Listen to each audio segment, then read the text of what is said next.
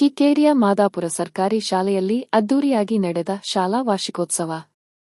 ಕೃಷ್ಣರಾಜಪೇಟೆ ತಾಲೂಕಿನ ಕಿಕ್ಕೇರಿ ಹೋಬಳಿಯ ಮಾದಾಪುರ ಗ್ರಾಮದ ಶತಮಾನದ ಸರ್ಕಾರಿ ಹಿರಿಯ ಪ್ರಾಥಮಿಕ ಶಾಲೆಯ ಶಾಲಾ ವಾರ್ಷಿಕೋತ್ಸವ ಸಮಾರಂಭವನ್ನು ಕ್ಷೇತ್ರ ಶಿಕ್ಷಣಾಧಿಕಾರಿ ವೈ.ಕೆ. ತಿಮ್ಮೇಗೌಡ ಜ್ಯೋತಿ ಬೆಳಗಿಸುವ ಮೂಲಕ ಕಾರ್ಯಕ್ರಮವನ್ನು ಉದ್ಘಾಟಿಸಿ ಮಾತನಾಡಿದ ಅವರು, ಈ ಶಾಲೆಗೆ ದಾನಿಗಳ ಕೊರತೆ ಇಲ್ಲ. ಹೊಸ ಕಟ್ಟಡವನ್ನು ನಿರ್ಮಿಸಲು ಇಲಾಖೆ ಬದ್ಧವಿದೆ.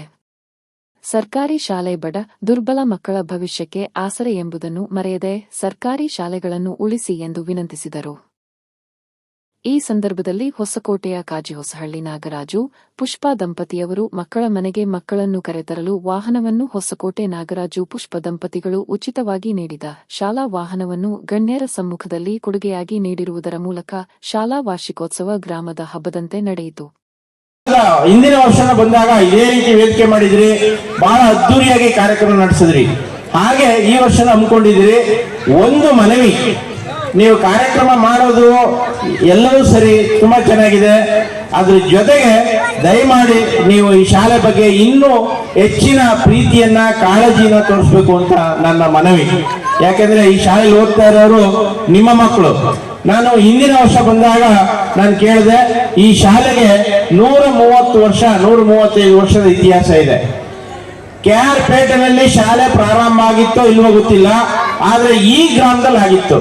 ಸೊ ಅಂದ್ರೆ ಅಷ್ಟು ಸ್ವಾತಂತ್ರ್ಯ ಪೂರ್ವದಲ್ಲೇ ಇಲ್ಲಿ ಒಂದು ಶಾಲೆ ಆಗಿತ್ತು ಅಂದ್ರೆ ಶಿಕ್ಷಣದ ಬಗ್ಗೆ ಈ ಗ್ರಾಮಸ್ಥರಿಗಿದ್ದ ಕಾಳಜಿಯನ್ನ ಅದು ತೋರಿಸುತ್ತೆ. ಮಾದಾಪುರದಲ್ಲಿ ನಡೀತಾ ಇರ್ತಕ್ಕಂಥ ಶಾಲಾ ವಾರ್ಷಿಕೋತ್ಸವ ನಿಜಕ್ಕೂ ಒಂದು ಅದ್ಭುತವಾದಂತ ಒಂದು ಕೊಡುಗೆ ಅಂತಾನೆ ಹೇಳ್ಬಹುದು. ನಮ್ಮ SDMCಯ ಕಾರ್ಯಕರ್ತರುಗಳು, SDMC ಸದಸ್ಯರುಗಳು, ಗ್ರಾಮ ಪಂಚಾಯತಿಯ ಚುನಾಯಿತ ಪ್ರತಿನಿಧಿಗಳು ಮತ್ತು ಪೋಷಕರ ಆಶಯ ಎದ್ದು ಕಾಣ್ತಾ ಇದೆ. ಇಡೀ ಗ್ರಾಮದಲ್ಲಿ ವಿದ್ಯುತ್ ದೀಪಾಲಂಕಾರಗಳನ್ನ ಮಾಡಿ ಇವತ್ತು ಈ ದಿನ ಒಂದು ಶಾಲೆಗೆ ಒಂದು ಶಾಲಾ ವಾಹನವನ್ನು ಕೂಡ ಕೊಡುಗೆಯಾಗಿ ಕೊಟ್ಟಿರ್ತಕ್ಕಂಥ ಆ ಸಮಾಜ ಸೇವಕರು ಮತ್ತು ಶಿಕ್ಷಣಾಸಕ್ತರಿಗೆ ಆ ಭಗವಂತ ಇನ್ನೂ ಹೆಚ್ಚಿನ ಶಕ್ತಿಯನ್ನ ಕೊಟ್ಟು ಇದೇ ರೀತಿಯ ಸೇವೆಯನ್ನ ಮುಂದುವರಿಸಲಿ ಅಂತ ಹೇಳ್ತಾ ನನ್ನನ್ನು ಇಲ್ಲಿ ಕರೆಸಿ ಮಾತಾಡ್ಲಿಕ್ಕೆ ಅವಕಾಶ ಕೊಟ್ಟಿರ್ತಕ್ಕಂಥ ಎಲ್ಲರಿಗೂ ಧನ್ಯವಾದಗಳು. ನೀವು ಕನ್ನಡನ ಇಂಗ್ಲಿಷ್ ಅನ್ನೋದು ಬೇರೆ ಅಲ್ಲ, ಎಲ್ಲ 100 ಮಾರ್ಕ್ಸ್ ತಗೋತಾರ ಅನ್ನೋದು ಇಂಪಾರ್ಟೆಂಟ್. ತಗೋತೀರಾ? ನಾವು ಮಲ್ಲಿಕಣ್ಣಲ್ಲಿ ಜಾಸ್ತಿ ತಗೊಂಡಿದ್ರೆ ಆಫೀಸರ್ ಆಗೋವು. ನಾವು ಜಸ್ಟ್ ಪಾಸು, ಸೆಕೆಂಡ್ ಕ್ಲಾಸ್, ಅದ್ರ ಫಸ್ಟ್ ಕ್ಲಾಸ್ ಇಲ್ಲ. ನಾವಿಲ್ಲಿ ನಿಂತಿಲ್ವಾ?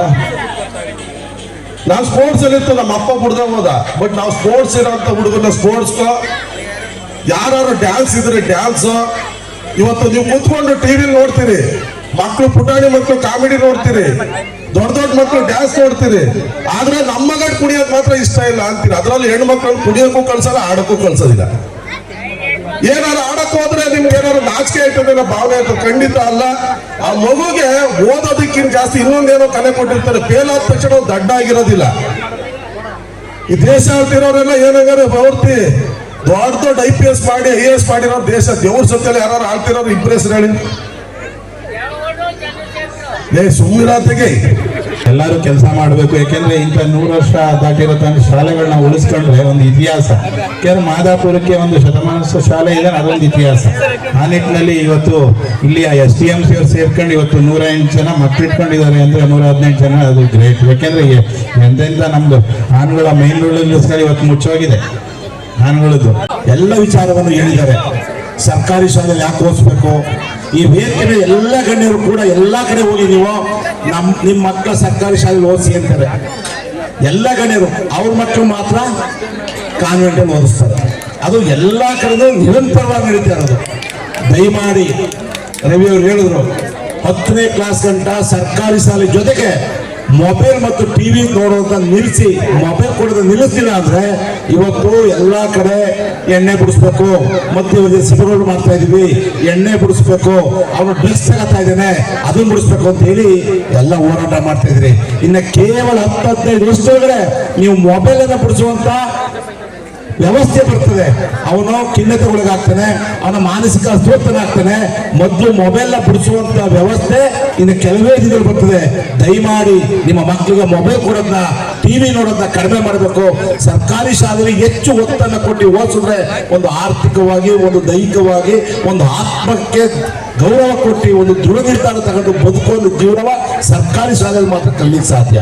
ಕಾನ್ವೆಂಟ್ಗೆ ಬಸ್ ಬರ್ತದೆ, ಶೂ ಬ್ಯಾಗು ಏನು ಅವ್ರ ಬುಕ್ಸು ಎಲ್ಲ ನೋಡ್ತೀರಿ, ಅವ್ರು ಎಲ್ಲೂ ಏನು ಕಲಿಯಕಲ್ಲ. ನಾವು ಮನೇಲಿ ಏನು ಮಾತಾಡ್ತೀವಿ ಆ ಭಾಷೆಯಲ್ಲಿ ಕನಿಷ್ಠ ಒಂದು 7ನೇ ತರಗತಿ ಗಂಟ 10ನೇ ತರಗತಿ ಗಂಟ ನೀವು ಎಲ್ಲಿ ವಿದ್ಯೆ ಕೊಡ್ತೀರಿ, ಕನ್ನಡದಲ್ಲೇ ವಿದ್ಯಾಭ್ಯಾಸ ಮಾಡಿಸ್ತೀರಿ, ಆ ಭಾಷೆ ಎಲ್ಲಿ ಬಿಗಿಯಾಗಿರ್ತದೆ.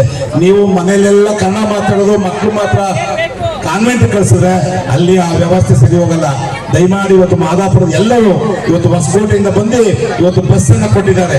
ಅದರ ಅರ್ಥ ನಮ್ಮಲ್ಲೂ ಕೂಡ ಯಾರು ಹಣವಂತರಿದ್ದೀರಿ ಈ ಚಿಕ್ಕ ಚಿಕ್ಕ ವಸ್ತುವನ್ನು ಕೊಡೋದ್ರ ಮುಖಾಂತರ ಸರ್ಕಾರಿ ಶಾಲೆಗಳ ಉಳಿಸಬೇಕು, ಬೆಳೆಸಬೇಕು ಅಂತ ಕೇಳ್ಕೊಳ್ತಾ ಎರಡು ಮಾತಾಡಲಿಕ್ಕೆ ಅವಕಾಶ ಮಾಡಿಕೊಟ್ಟು ತಮ್ಮೆಲ್ಲರಿಗೂ ನಾನು ಮಾತು ಕೊಡ್ತೀನಿ.